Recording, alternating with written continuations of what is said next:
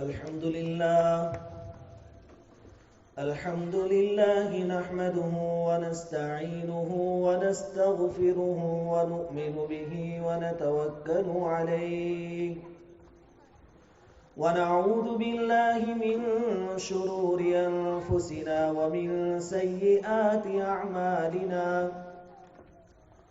من يهد الله فلا مضل له ومن يضلله فلا هادي له ونشهد أن لا إله إلا الله وحده لا شريك له ونشهد أن سيدنا ومولانا محمدا عبده ورسوله أما بعد فأعوذ بالله من الشيطان الرجيم بسم الله الرحمن الرحيم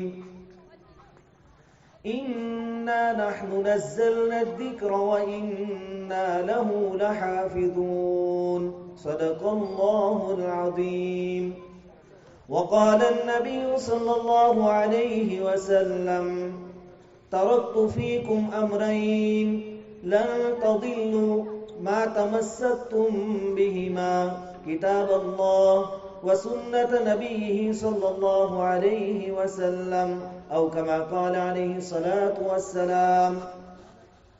بزرگوں اور پیارے بھائیوں، آج ہم آمینہ مدرسہ تلاؤ کے جلسے میں سب شریک ہوئے ہیں۔ قرآن کریم کی نسبت پر ہمارا جمع ہونا ہوا ہے۔ مسلمانوں، ہمارے لیے قرآن کریم بہت بڑی نعمت ہے۔ میں نے آپ کے سامنے کلام پاک کی ایک آیت تلاوت کی جس میں اللہ رب العزت فرماتے ہیں کہ قرآن کو ہم نے اتارا ہے اور ہم ہی اس کی حفاظت کریں گے۔ حفاظت کی شکلیں مختلف ہیں۔ یہ جو ہماری بستیوں میں مکاتب چل رہے ہیں، یہ بھی اللہ رب العزت کی طرف سے قرآن کی حفاظت کا سبب ہے۔ چھوٹے چھوٹے معصوم بچوں کی زبان پر اللہ رب العزت کا کلام روزانہ پڑھا جاتا ہے۔ اس طریقے سے بھی اللہ رب العزت اپنے کلام پاک کی حفاظت کر رہے ہیں اور قیامت تک انشاءاللہ یہ سلسلہ چلتا رہے گا۔ اس کے بعد میں نے نبی کریم صلی اللہ علیہ وسلم کا ایک ارشاد پڑھا ہے، اس کا ترجمہ یہ ہے۔ حضور فرماتے ہیں کہ میں اپنے بعد دو چیزیں چھوڑ کر جا رہا ہوں، جب تک ان دو چیزوں کو تم تھامے رہو گے، پکڑے رہو گے، کبھی گمراہ نہیں ہوں گے۔ ان دو میں سے پہلی چیز ہے کتاب اللہ یعنی قرآن کریم، اور دوسرا ہے سنت نبی، حضور صلی اللہ علیہ وسلم کی سنتیں۔ ان دو چیزوں کو جب تک امت تھامے رکھے گی انشاءاللہ گمراہ نہیں ہوگی، چاہے کیسا ہی فتنوں والا ماحول ہو، لیکن ایمان سلامت رہے گا۔ قرآن کریم اتنی عظیم نعمت ہے کہ مثال کے طور پر آج کے دور میں کسی کا رشتہ کرنا ہو تو پہلے پوچھا جاتا ہے کہ لڑکے نے کیا پڑھا ہے، پڑھائی کیا ہے اسکول کی، اس کا جاب کیا ہے، کاروبار کیا ہے، کون سے خاندان سے تعلق رکھتا ہے۔ ایک زمانہ وہ تھا جب ان چیزوں کے بارے میں نہیں پوچھا جاتا تھا، بلکہ یہ پوچھا جاتا تھا کہ قرآن کتنا یاد ہے۔ چنانچہ بخاری شریف کی روایت ہے، ایک صحابی رضی اللہ تعالیٰ عنہ فرماتے ہیں کہ صحابہ کرام حضور صلی اللہ علیہ وسلم کی خدمت میں بیٹھے ہوئے تھے اور ایک عورت آئی، اور اس عورت نے حضور کے سامنے اپنی ذات کو پیش کیا، یوں کہا کہ حضور میری ذات آپ کو ہیبہ یعنی ہدیہ ہے، آپ قبول فرما لیں۔ یہ آپشن نبی کریم صلی اللہ علیہ وسلم کو اللہ رب العزت کی طرف سے دیا گیا تھا کہ اگر کوئی مومن عورت اپنے آپ کو حضور کی خدمت میں پیش کر دیں تو حضور چاہے تو ان سے نکاح کر لیں۔ وَامْرَأَةً مُؤْمِنَةً إِنْ وَهَبَتْ نَفْسَهَا لِلنَّبِيِّ إِنْ أَرَادَ النَّبِيُّ أَنْ يَسْتَنْكِحَهَا۔ اس عورت نے کہا کہ حضور آپ مجھے قبول فرما لیجئے۔ حضور صلی اللہ علیہ وسلم کی طرف سے کوئی فیصلہ ہوا نہیں۔ وہ عورت بیٹھ گئی مجلس میں، مجلس میں سے ایک صحابی رضی اللہ تعالیٰ عنہ کھڑے ہوئے اور انہوں نے عرض کیا کہ حضور اگر آپ کو ضرورت نہ ہو تو اس عورت کے ساتھ میرا نکاح کروا دیجیے۔ حضور صلی اللہ علیہ وسلم نے اپنے صحابی سے پوچھا کہ آپ کے پاس بطور مہر کے دینے کے واسطے کوئی چیز ہے؟ وہ صحابی کہنے لگے حضور میرے پاس کچھ بھی نہیں۔ حضور صلی اللہ علیہ وسلم نے فرمایا کہ اپنے گھر جاؤ اور کوئی چیز ہو تو لے کر آؤ تاکہ مہر میں آپ دے سکیں۔ وہ صحابی گھر گئے، واپس آئے، کہا حضور گھر والوں کے پاس بھی کچھ نہیں۔ حضور نے پھر ان کو واپس بھیجا کہ جاؤ چاہے لوہے کی ایک انگوٹھی ملے، لوہے کی، وہ بھی لے کر آؤ۔ یہ دوسری مرتبہ گھر گئے لیکن وہ بھی ملا نہیں، خالی ہاتھ واپس آئے اور آ کر کہنے لگے حضور کچھ بھی نہیں، ایک کپڑا ہے جو میں نے بدن پر پہنا ہوا ہے۔ حضور نے فرمایا کہ ایک ہی تو کپڑا ہے، اگر آپ پہنیں گے تو عورت فائدہ نہیں اٹھا سکتی، اور اگر آپ عورت کو دے دیں گے تو آپ کیا پہنیں گے؟ چنانچہ مجلس لمبی ہو گئی، صحابی وہاں بیٹھ گئے۔ پھر تھوڑی دیر کے بعد وہ صحابی جانے لگے۔ حضور صلی اللہ علیہ وسلم نے ان کو جاتے ہوئے دیکھا تو صحابہ کرام سے فرمایا کہ ان کو بلاؤ۔ ان صحابی رضی اللہ تعالیٰ عنہ کو واپس بلایا گیا۔ حضور صلی اللہ علیہ وسلم نے ان سے پوچھا کہ تمہیں قرآن کی کون کون سی صورتیں یاد ہے وہ بتا دو۔ انہوں نے کہا کہ فلاں صورت یاد ہے، فلاں صورت یاد ہے۔ حضور نے پوچھا کہ زبانی یاد ہے، منہ پہ پڑھ سکتے ہو؟ کہا کہ جی زبانی یاد ہے، حفظ ہے مجھے۔ حضور صلی اللہ علیہ وسلم نے فرمایا کہ وہ قرآن جو زبانی یاد ہے اس کے بدلے میں وہ عورت میں تمہارے نکاح میں دیتا ہوں۔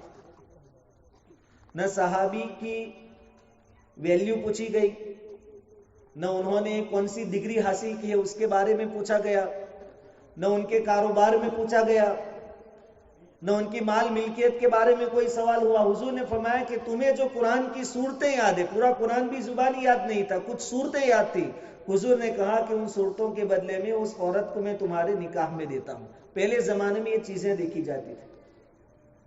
قرآن کے حافظوں کی بڑی تعظیم کی جاتی تھی، قرآن پڑھنے والوں کے ہاتھوں میں جھنڈے دیے جاتے تھے۔ لڑائی کے میدان میں کیپٹن ان کو بنایا جاتا تھا جن کو زیادہ قرآن یاد ہوتا تھا۔ غزوہ احد کے موقع پر 70 صحابہ کرام شہید ہوئے۔ جب ان کو دفن کرنے کی باری آئی تو چونکہ بہت سارے شہید تھے، ایک ایک قبر میں 2 صحابہ کو دفن کیا گیا۔ حضور صلی اللہ علیہ وسلم کے سامنے 2 صحابی لائے جاتے، حضور پوچھتے کہ ان دونوں میں زیادہ قرآن کس کو یاد تھا؟ جس کے بارے میں صحابہ کرام بتاتے کہ ان کو زیادہ یاد تھا، حضور صلی اللہ علیہ وسلم قبر میں پہلے ان کو رکھتے تھے، اور جن کو کم یاد ہوتا تھا ان کو بعد میں رکھتے تھے۔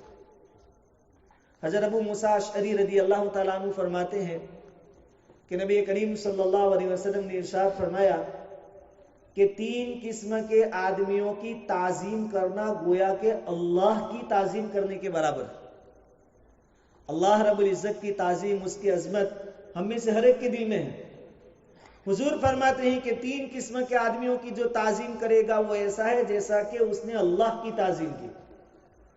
اس میں پہلا شخص ہے بوڑھا مسلمان، ایمان والا ہے، بوڑھا ہو گیا، اس کی تعظیم کرنا، اس کی عزت اور رسپیکٹ کرنا اللہ کی عزت اور رسپیکٹ کرنے کے برابر۔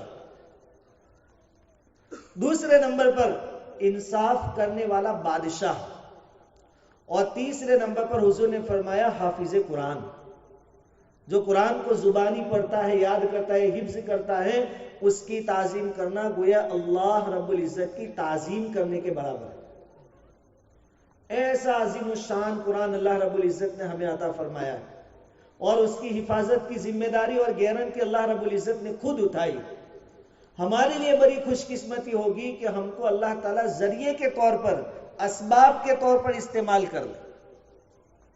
یہ چھوٹے چھوٹے بچے اگر ان کو یہ ماحول نہ ملا تو ممکن ان کی زبانوں سے سانگ اور گانے سننے کو ملے، لیکن اللہ کا فضل ہے، مکاتب کا نظام ہے، مدارس کا انتظام ہے، تو آج ان کی توتلی زبانوں سے ہم نے کتنی دعائیں سنی، کتنے کلمے سنے، اللہ رب العزت کے بارے میں ہم نے کتنی باتیں سنی، نبی کریم صلی اللہ علیہ وسلم کا نسب نامہ ہم نے سنا۔ یہ باتیں کب ممکن ہوئی؟ جبکہ اللہ کے فضل و کرم سے ہماری بستیوں میں، ہماری آبادیوں میں مکاتب اور مدارس کا انتظام ہے۔ جہاں یہ باتیں نہیں ہیں وہاں بہت سارے لوگوں کو بڑھاپا آ جانے تک حضور کے خاندان کے بارے میں بھی معلومات نہیں ہوتی۔ آخرت کیا ہے، جنت کیا ہے، جہنم کیا ہے، اس کا بھی نالج نہیں ہوتا. اس لیے ہمارے لیے بڑی خوش قسمتی ہے کہ یہ نظام ہے. اللہ رب العزت اس نظام کو قائم اور دائم رکھے. ہماری ذمہ داری اس کو بچانا اور اس کو ترقی دینا. یہ وہ مشن ہے جس کے ذریعے اللہ رب العزت اپنے کلام پاک کی حفاظت فرما رہے ہیں. امام قرطبی رحمۃ اللہ علیہ نے ایک واقعہ لکھا ہے کہ مامون رشید جب خلیفۃ المؤمنین تھے، مسلمانوں کے بادشاہ تھے، خلیفہ تھے، ان کی عادت یہ تھی کہ اپنے دربار میں کبھی کبھی علماء کو بلاتے تھے اور علمی مجلس قائم ہوتی تھی، علمی باتیں ہوتی تھی، مسئلے مسائل پر بحث ہوتی تھی. ایک مرتبہ دربار میں یہ مجلس قائم تھی، علمی باتیں ہو رہی تھی. ایک آدمی کھڑا ہوا، اس نے بہت اچھی تقریر کی، بہت اچھی باتیں بتائی، لیکن مامون رشید کو یہ محسوس ہو گیا کہ یہ آدمی مسلمان نہیں ہے. مجلس ختم ہونے کے بعد مامون رشید نے اس آدمی کو بلایا اور اس سے کہا کہ مجھے لگتا ہے تو یہودی ہے. اس آدمی نے کہا کہ واقعتاً میں یہودی ہوں، مسلمان نہیں ہوں. مامون رشید نے اس سے کہا کہ اتنی اچھی باتیں اسلام کے بارے میں آپ نے بتائی، اگر آپ ایمان لے آئیں تو ہم تمہاری بہت تعظیم کریں گے، بہت عزت کریں گے. اس یہودی نے اس موقع پر بتایا کہ ہم اپنے باپ دادا کے مذہب کو چھوڑنے والے نہیں ہیں، ہم اسلام قبول نہیں کریں گے. بات آئی گئی ہو گئی، مجلس ختم ہو گئی. چند سالوں کے بعد پھر مجلس قائم کی گئی مامون رشید کے دربار میں. وہ آدمی پھر آیا اور اس مرتبہ قرآن کریم کے بارے میں بہترین باتیں اس نے بیان کی اور کچھ شرعی مسائل کے بارے میں اس نے بحث کی اور اس نے اظہار کیا خود اپنی زبان سے کہ اب میں مسلمان ہوں. مجلس ختم ہونے کے بعد مامون رشید نے اس کو بلایا اور کہا کہ جب اگلی مرتبہ ہم نے آپ کو سمجھایا کہ مسلمان ہو جاؤ، آپ نے مسلمان ہونے سے انکار کیا، پھر کون سی بات پیش آئی کہ تم خود مسلمان ہو گئے؟ اس آدمی نے کہا کہ مجھے لکھنا بہت اچھی طرح آتا ہے، میری ہینڈ رائٹنگ بہت اچھی ہے، میں کاتب ہوں. میں آپ کے دربار سے جب گیا اس کے بعد میں نے تورات کے 3 نسخے لکھے اپنے ہاتھوں سے اور بہت ساری باتیں ادھر ادھر کر دی، بدل دی. تورات کی جو عبارت ہے، جو باتیں میں نے بدل دی. اور پھر تورات کے ماننے والوں کے پاس گیا، ان کے سامنے 3 نسخے پیش کیے. انہوں نے بہت خوشی کا اظہار کیا اور تینوں نسخے انہوں نے قبول کر لیے، کوئی اعتراض ان کو نہیں ہوا. اس کے بعد میں نے بائبل انجیل کے 3 نسخے لکھے اپنے ہاتھوں سے، اس میں بھی بہت گڑبڑ کر دی اور انجیل کے ماننے والوں کے سامنے پیش کیے. انہوں نے قبول کر لیے، لیکن کسی کو کوئی آبجیکشن نہیں ہوا، کسی کو محسوس نہیں ہوا کہ کوئی پرابلم ہے، کوئی گڑبڑ ہے. اسی طرح میں نے 3 نسخے قرآن کے لکھے اپنے ہاتھ سے اور اس میں بھی تھوڑی تبدیلی کر دی.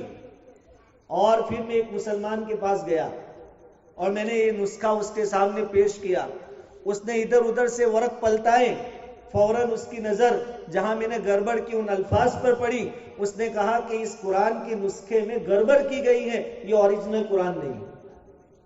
اس وقت مجھے احساس ہو گیا کہ واقعتاً قرآن اللہ کی کتاب ہے اور اللہ رب العزت نے جو حفاظت کا وعدہ کیا وہ یقیناً سچا ہے کہ ایک عام مسلمان کو بھی اس بات کا احساس ہو جاتا ہے کہ اس آیت کے اندر، اس لفظ کے اندر کچھ گڑبڑ ہوئی. قرآن کی حفاظت اللہ رب العزت اس طرح کرتے ہیں. عام مسلمان بھی زبر زیر پیش کی غلطی بھی کوئی برداشت نہیں کرتا اور قیامت تک نہیں ہوگی. امام راضی رحمۃ اللہ علیہ نے واقعہ لکھا ہے. بھائی جمعہ کے دن ہم سورہ کہف پڑھتے ہیں. جب سورہ کہف پڑھتے پڑھتے 16واں سپارہ شروع ہوتا ہے تو اس میں یہ آیت آتی ہے فَانْطَلَقَا حَتَّى إِذَا أَتَيَا أَهْلَ قَرْيَةٍ اسْتَطْعَمَا أَهْلَهَا فَأَبَوْا أَن يُضَيِّفُوهُمَا. اس آیت کے اندر حضرت خضر اور موسیٰ علیہ السلام کا واقعہ بیان کیا ہے کہ یہ دونوں چلتے چلتے ایک بستی والوں کے پاس پہنچے. بستی والوں سے کھانا طلب کیا موسیٰ علیہ السلام نے کہ ہم مہمان ہیں، کچھ مہمانی کرو. مہمان کو حق ہے کہ بستی والوں سے کھانا طلب کرے. بستی والوں نے کھانا کھلانے سے انکار کر دیا، کہا کہ ہم تمہاری مہمانی نہیں کریں گے. اس کا تذکرہ قرآن میں ہے. یہ واقعہ موسیٰ علیہ السلام کے زمانے کا ہے اور آج بھی قرآن میں موجود ہے، ہمیشہ رہے گا. وہ جو بستی تھی اس بستی کا نام مفسرین نے انطاکیہ بتلایا ہے. انطاکیہ हुजूर सल्लल्लाहु अलैहि वसल्लम के जमाने में उस बस्ती के रहने वाले लोग हुजूर के पास आए और कहा कि हुजूर, हमारी बस्ती का तज़किरा है सूरह कहफ के अंदर, और हमारे लिए बड़ी शर्म की बात है कि हमारे जो बाप दादा थे उन्होंने मूसा अलैहिस्सलाम की मेहमानी से इनकार किया था। हमें इन बातों से शर्म आती है, आप हमारी एक डिमांड कबूल कर लीजिए, हम आपको ढेर सारा सोना देते हैं। कुरान में ये जो लफ्ज है फ़अबौ अन युदय्यिफूहुमा, कि मेहमानी से इनकार किया, आप फ़अबौ में बा वाव जबर बौ को निकाल लीजिए और उसको फ़अतौ कर दीजिए, सिर्फ नुक्ते बदलने हैं, बाकी जगह ता बनाना है, उसके बदले में ढेर सारा सोना ले लीजिए। उसे क्या फर्क पड़ता था? पूरा वाकया बदल जाता था। फ़अबौ, उन्होंने मेहमानी से इनकार किया और ये हकीकत है, और अगर फ़अतौ कर दिया जाए तो उन्होंने मेहमानी की, उनकी बात मान ली, पूरा झूठ हो जाता है। हुजूर सल्लल्लाहु अलैहि वसल्लम ने फरमाया, तुम्हारा सोना तुम्हें मुबारक, इस कुरान के अंदर एक जबर एक नुक्ते की भी तब्दीली नहीं हो सकती। ऐसा कुरान अल्लाह रब्बुल इज्जत ने हमें अता फरमाया है। हमारे लिए खुशकिस्मती है कि अल्लाह अपने कुरान की हिफाजत के लिए हमें पसंद करे, हमें इस्तेमाल करे, हमें बतौर असबाब के अल्लाह रब्बुल इज्जत कबूल फरमा ले, हमारी ये नस्ल को अल्लाह रब्बुल इज्जत अपने कुरान की हिफाजत के लिए कबूल फरमा ले। भाई, दुनिया में हर मुल्क की एक फोर्स होती है, सैनिक होते हैं, फौज होती है जो मुल्क की हिफाजत करते हैं, और फौजियों को बड़ी रिस्पेक्ट की नजर से देखा जाता है, उनकी बड़ी इज्जत की जाती है। इसलिए जो भी फौज में शामिल होता है फख्र महसूस करता है, गर्व महसूस करता है, क्योंकि उनके जरिए मुल्क की हिफाजत हो रही है। ये अल्लाह रब्बुल इज्जत के कुरान की हिफाजत करने वाली फौज है। अल्लाह रब्बुल इज्जत इनके जरिए अपने कुरान की हिफाजत कर रहा है, तो इनके माँ बाप को इस पर फख्र होना चाहिए और अल्लाह का शुक्र अदा करना चाहिए कि अल्लाह अपने कुरान की हिफाजत के लिए तूने हमारी औलाद को कबूल किया, तेरा एहसान। फख्र होना चाहिए कि हमारे बच्चे अल्लाह रब्बुल इज्जत के कुरान की हिफाजत के असबाब में से एक सबब। हमारी बस्ती में जब गश्त का दिन होता है तो फजाइल बयान किए जाते हैं, उसमें बात बयान की जाती है कि 4 चीजें मिलकर गश्त होता है, 4 चीजों का नाम गश्त है। एक तो एक आदमी बैठकर बात करेगा, ईमान की, सहाबाए किराम की कुर्बानियों की बातें करेगा, दीन की बात करेगा। एक आदमी इस्तिकबाल के लिए बैठेगा, दरवाजे पर आने वालों का इस्तिकबाल करेगा। एक जमात बस्ती में जाएगी, लोगों को दावत देगी दीन की, और एक आदमी कोने में बैठकर अल्लाह रब्बुल इज्जत से दुआ करेगा। उस दुआ करने वाले के बारे में बताया जाता है कि ये पावर हाउस, ये जितनी सच्चे दिल से अल्लाह रब्बुल इज्जत से दुआ करेगा उतनी ही वो जो जमात बस्ती में गई है उनकी अल्लाह की तरफ से मदद होगी, उनका काम आसान होगा। पावर हाउस, हमारे घरों में पढ़ने वाले बच्चे हमारे लिए पावर हाउस। बाप सुबह 10 बजे दुकान पे जाता है, नौकरी पर जाता है, उससे पहले अपने बच्चे को मदरसे में भेजता है, तो गोया अपने घर में से एक आदमी जिसको पावर हाउस कहा गया है, जिसका जो काम है उस पर उसने लगा दिया, अल्लाह को राजी करने के लिए एक आदमी उसने दे दिया। अब ये बच्चा पढ़ेगा, उसकी बरकत से बाप की, माँ की रोजी में बरकत होगी, उनके घरों में बरकत होगी, उनके कामकाज आसान हो जाएंगे, अटके हुए काम खत्म हो जाएंगे, आफियत के साथ पूरे हो जाएंगे, घरों से लड़ाई झगड़े खत्म हो जाएंगे। बेशुमार बरकतें हैं कुरान करीम की। और अल्लाह के फजल करम से रमजान का महीना आ रहा है, चंद दिनों के बाद रमजान शुरू हो जाएगा। रमजान के महीने में कुरान उतरा है और आसमानी किताबें तमाम रमजान के महीने में उतारी गई। तो इस महीने में हम लोग भी कुरान करीम की खूब तिलावत करने वाले बने। अभी से अपना शेड्यूल बना लें कि रमजान में फुला टाइम पर मुझे इतनी कुरान करीम की तिलावत करनी है। खुद भी तिलावत करें, अपने बच्चों को पाबंदी के साथ मदरसे में भेजें, इनको कदर की निगाह से देखें, अजमत की निगाह से इनको देखें। ये कोई मामूली लोग आपके घरों में नहीं है, ये अल्लाह की कुरान की हिफाजत करने वाली फौज के सिपाही है। अल्लाह रब्बुल इज्जत इन तमाम की ताज़ीम करने की हमें तौफीक अता फरमावे और दीनी लाइन से भी हम अपने औलाद को आगे बढ़ाने की फिक्र करें। मकातिब आज के दौर में हमारी ईमान की सलामती का बहुत बड़ा जरिया है, किला है। ہماری اس نسل کو سب سے پہلے ہم دین کی تعلیم دلانے والے بنے، اس کے بعد دنیاوی تعلیم کے لیے بھیجیں۔ دین کی تعلیم کے ساتھ ان کے اندر اخلاق آئیں گے، ان کے اندر اچھی عادتیں آئیں گی۔ دین کی تعلیم ہوگی تو بوڑھے ماں باپ کی رسپیکٹ کرنے والے بنیں گے، ان کی خدمت کرنے والے بنیں گے۔ میں نے ایک کتاب میں ایک واقعہ پڑھا کہ ایک مدرسے کے اندر سرکاری افسر آئے چیکنگ کے واسطے کہ بھائی مدرسوں میں کیا پڑھایا جاتا ہے۔ جو لوگ نہیں جانتے وہ بدگمان ہے کہ مدرسوں میں یہ سکھایا جاتا ہے وہ سکھایا جاتا ہے، تو اس کی چیکنگ کے واسطے، ٹیسٹ کرنے کے واسطے سرکاری افسر آئے سادے لباس میں، آ کر محتمم صاحب کے دفتر میں بیٹھے، اور بہت زیادہ ساتھی تھے تو چپل بھی بہت زیادہ تھے، ادھر ادھر چپل ہو گئے تھے۔ جب مدرسے میں پیریڈ بدلا اور بچے ایک کلاس سے نکل کر دوسری کلاس کی طرف جانے لگے تو کچھ بچوں کی نظر چپلوں پر پڑی کہ چپل ادھر ادھر ہے۔ انہوں نے بڑے ادب کے ساتھ چپلوں کو ساتھ میں جوڑ جوڑ کر رکھ دیا، ترتیب کے ساتھ سیدھے کر کے۔